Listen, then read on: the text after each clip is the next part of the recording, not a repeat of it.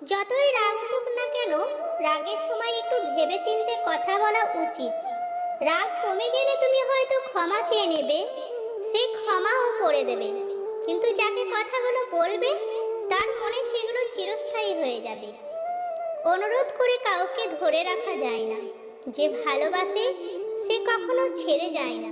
একজন ছেলের সবচেয়ে বড় শত্রু তার বন্ধু।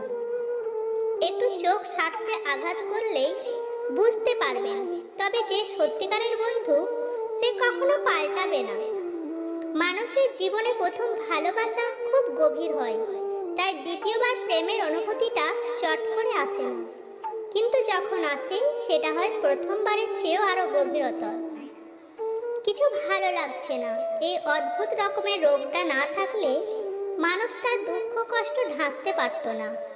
এটা সত্যি অদ্ভুত রকমের একটা রোগ। এখন তো কাউকে মেসেজ দিয়ে খোঁজ খবর নিতেও ভয় লাগে, ভাববে নিজের কোনো দরকারি মেসেজ দিচ্ছি। যে ঘর থেকে বেরিয়ে যায় সে সন্ধ্যা হওয়ার আগে ফিরে আসে, যে মন থেকে বেরিয়ে যায় সে আর কখনো ফিরে আসে না। খেললে হারবে, হারলে শিখবে, আর শিখলে জিতবে। আসল কথা হলো থামলে চলবে না, সম্মান করতে শিখুন ওই মানুষগুলোকে যাদের সাথে খারাপ ব্যবহার করছেন, কিন্তু বিনিময়ে আপনার সাথে খারাপ ব্যবহার করেনি কিংবা করে না।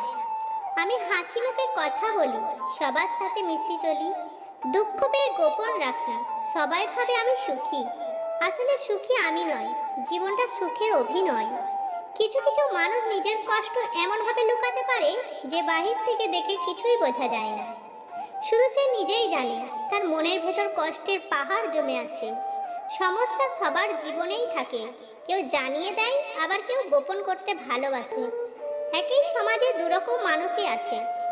মন খুলে মনের কথা বলার আগে একটু ভেবো, কথাগুলো যাকে বা যাদের বলছো তারা তোমার সত্যিকারের ভালোবাসায় কোনো চাওয়া পাওয়া থাকে না, থাকে শুধু অফুরন্ত বিশ্বাস, ভরসা আর একমাত্র ভালোবাসা। হয় সময়ে তোমার পাশে থেকেছে, যারা খারাপ সময়ে তোমাকে একা ফেলে চলে যায়নি।